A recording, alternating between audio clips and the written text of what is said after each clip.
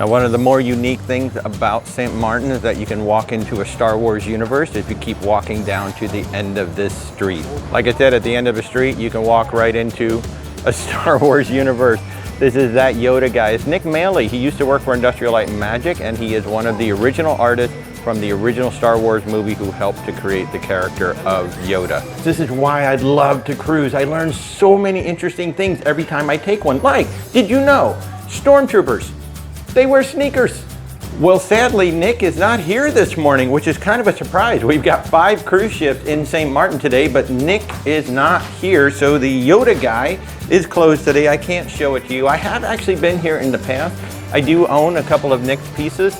They're absolutely fabulous. You can buy autographed pieces. He's got some photographs with the actual scripts from the original movies, which is what I have. So hopefully when you come here to St. Maarten, that Yoda guy will be open and you'll be able to see some really cool memorabilia from Star Wars and other movies as well.